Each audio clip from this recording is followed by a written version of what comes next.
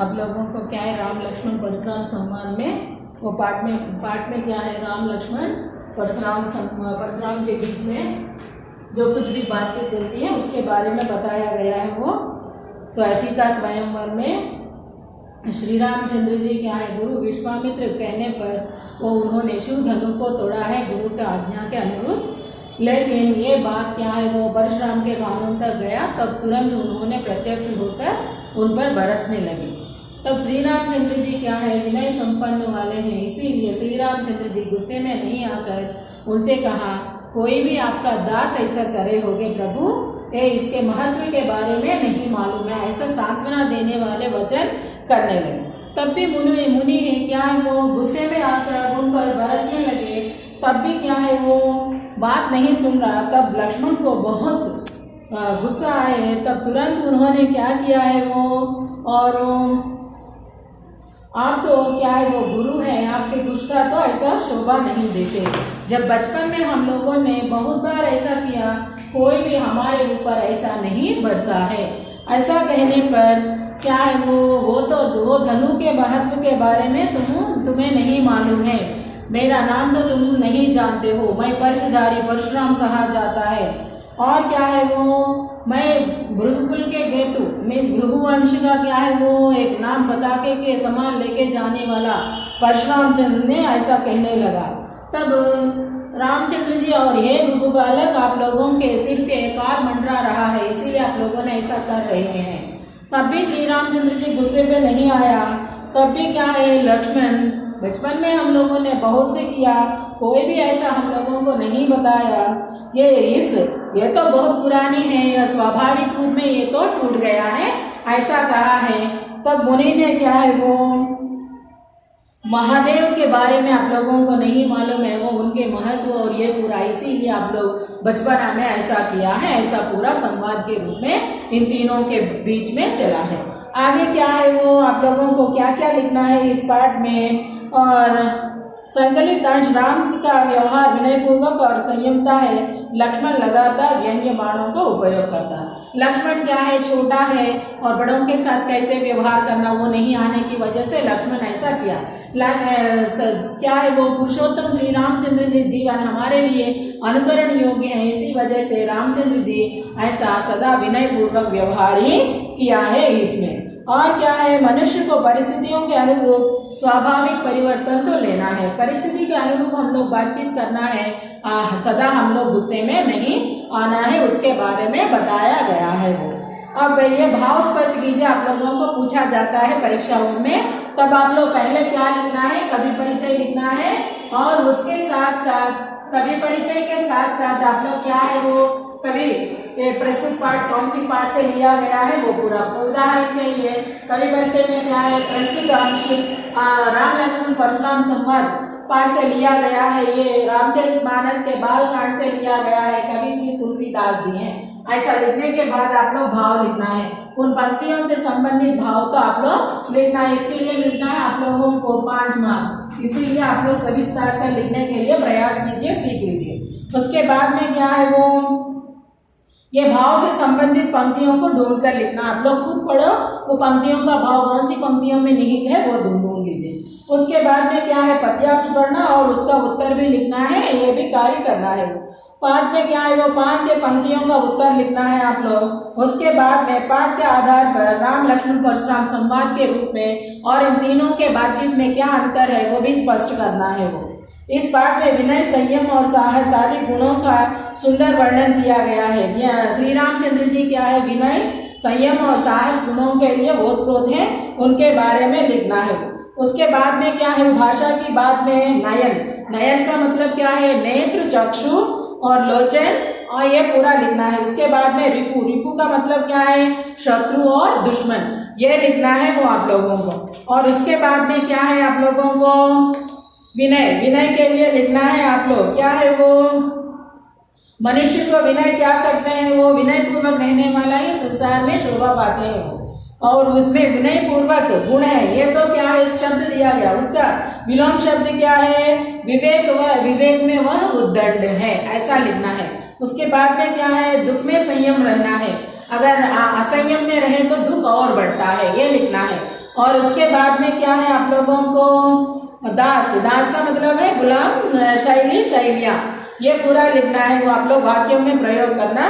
और महीप का कुमार, ये संबंध कारक नहीं है, इसमें महीप और कुमार के जोड़ने के लिए का संबंध कारक को उपयोग करना है।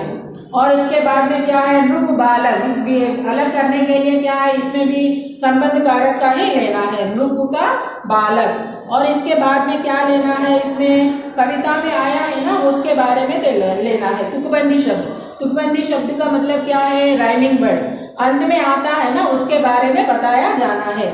मोही, कोही, तोड़ा और मोरा। और उसके बाद में क्या है, इसमें समास विग्रह करना है। समास विग्रह में क्या है, शिव का धनुष, तत्पुरुष समास का है। सहस्र बाहु, जिसके 1000 बाहु हो, उसको बहुव्रीहि समास कहा जाता है। उसके बाद में क्या है, महीप कुमार, महीप का कुमार तत्पुरुष समास है। अब इसके बाद में आप लोगों को छंद के बारे में बताया गया, ये तो आप लोगों के लिए बहुत अनिवार्य है, ध्यान दीजिए उसमें। मानस सरोवर शुभ्र जल, हंसा केलि कराही, मुक्ता बल मुक्ता चुके, अब उड़ अनत न जाही। इसमें क्या बताया गया है, दोहा चंद। दोहा चंद कौन सा चंद है, वो मात्रिक चंद है। दोहा चंद कौन सा चंद है, ये मात्रिक चंद है। इसमें क्या है, वो कितने रहते हैं, वो पहले और तीसरे में कितने आते हैं, पहले और तीसरे में 13, और दूसरे और चौथे में कितने आते हैं, वो 11। यह है दोहा छंद। आप लोगों को क्या है, तुलसीदास दोहे में भी लिखा है और चौपाइयों में भी लिखा है। चौपाइयों में क्या है, 16 मात्रा है। चौपाई छंद भी क्या है, वो भी मात्रिक छंद है, लेकिन 16 अक्षरों का समाहार है। वो कैसे है, अब आप लोगों को बताया जाता है, ध्यान दीजिए। इसमें क्या दिया गया है आप लोगों पे, नाथ, शंभु, धनु, शंभु धनु, भंजन, भंजनिहारा,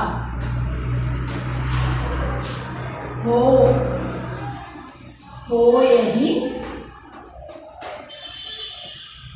केहू, केहू एक दास तुम्हारा, तुम्हारा, आयसु काह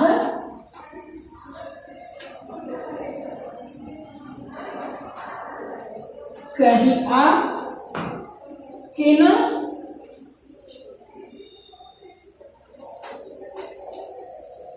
मोही, सुनी, सुनी रिसाई, रिसाई, बोले मुनि काही। यह 4 पंक्तियां हैं, देखो 1 2 3 4। इन चारों पंक्तियों में क्या है, आप लोगों को कितने आना है, 16 आना है, 16 आना है। इसमें क्या है, तेलुगु में है तो आप लोगों को लघु गुरु बताया जाता है ना, लघु के लिए क्या है, यू लिया जाता है, सॉरी गुरु के लिए यू लिया जाता है, लघु के लिए एक। लेकिन वही हिंदी में क्या लिया जाता है, वो गुरु के लिए यस, लघु के लिए एक। इसमें क्या है, वो गुरु सदा क्या है, 2 अक्षरों के बारे में बताया जाता है, लघु एक ही अक्षर के बारे में बताया जाता है। सदा क्या है, जब भी दीर्घ आए तो 2 अक्षर ही ले, और लघु आए तो ह्रस्व आए। उदाहरण के लिए का दीर्घ है, आ दीर्घ है, अ ह्रस्व है, क ह्रस्व है। आप लोग ह्रस्व और दीर्घ अक्षरों में अंतर जानकर उसको तो पहचानना है। आप ध्यान दीजिए, नाथ, ना दीर्घ है ना गुरु, और था क्या है, वो लघु है। सम 2 अक्षरों का है, सम, और ये गुरु है। और भू, और ये है लघु, और ध एक ये नु, ये भी ह्रस्व, 2 अक्षर है लेकिन ये ह्रस्व है। ना और अलग है, उ भी अलग है। उ आए तो 2 आता है, ओके ना, ये भी एक है। अब क्या आया है गुरु लघु लघु लघु और उसके बाद में भम भंजनिहारा ब और क्या है ये भी लघु है और ये भी लघु है हा दीर्घ है और र भी दीर्घ है। अब क्या है वो हम लोग काउंट करके एक बार देखेंगे 2 3 5 6 7 8 9 10 11 12 13 14 15 16 16 आया है ना। आप लोग देखो दीर्घ कहाँ कहाँ आया वैसा और उसके बाद में क्या आया है वो हो दीर्घ है ये ह्रस्व है ही भी ह्रस्व है क्योंकि ई हो इसीलिए ये भी ह्रस्व है। इसके बाद में के ये भी 2 अक्षरों का नहीं है के ए और क इसीलिए ये भी एक अक्षर है वो एक अक्षर है और उसके बाद में क्या है ए ये भी एक ही है और ये भी एक ही है।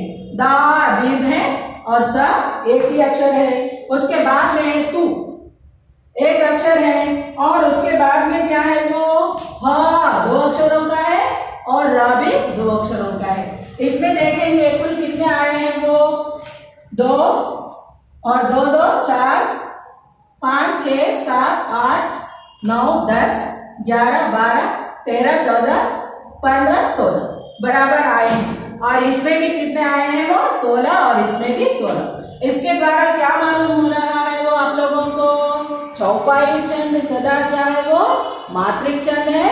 16 मात्राएं होते हैं। ह्रस्व आए तो लघु लेना है दीर्घ आए तो गुरु लेना है वैसा आप लोग करना और बाकी का 2 के बारे में भी देखेंगे। और इसमें क्या है वो इसमें क्या क्या है आप लोगों को दिखाई दे रहा है ना ध्यान से सुनिए। और ये क्या है वो गुरु है या लघु है सु भी लघु है अगेन दीर्घ है ये ह्रस्व है और ये भी क्या है वो ह्रस्व ह्रस्व ह्रस्व और इसके बाद में क्या है 3 ह्रस्व और मो ई और इसको भी आप लोग काउंट करके देखें तो वही आता है वो ओके। और इसके बाद में क्या है आप लोगों को सुनी ये भी क्या है लघु लघु और उसके बाद में क्या है री लघु और ये गुरु और लघु और बोले बोले में क्या है गुरु गुरु और मुनि मुनि में क्या है वो भी लघु लघु और काही गुरु गुरु। अब इसमें देखिए 2 और 3 4 5 6 7 8 9 10 और 10 के बाद में ये 2 मिलाए तो 12 और ये तो 14 और ये है 16 ऐसा आए हैं। यह है आप लोगों का ये छंद के बारे में पूछा गया तो आप लोग लिखना है क्या है वो दोहा तो मात्रिक छंद है उसमें पहले और तीसरे में 13 है और दूसरे और चौथे में 11 है दोहा छंद। उसी की जगह में चौपाई छंद वो भी मात्रिक छंद है लेकिन एक एक पंक्ति में 16 अक्षर तो जरूर रहता है। एक एक बार क्या है एक से हटकर एक अक्षर रहने पर भी 16 ही गणना में लिया जाता है। यह है आप लोगों का क्या है वो छंद के बारे में। और आप लोग क्या है दोहे और 2 दोहे लेके ऊपर दिया गया है ना उदाहरण के अनुरूप कर लीजिए और चौपाई का भी आप ऐसा करके आप लोग देखिए प्रैक्टिस करें तो आप लोगों को और अच्छी तरह समझ में आता बच्चों। धन्यवाद।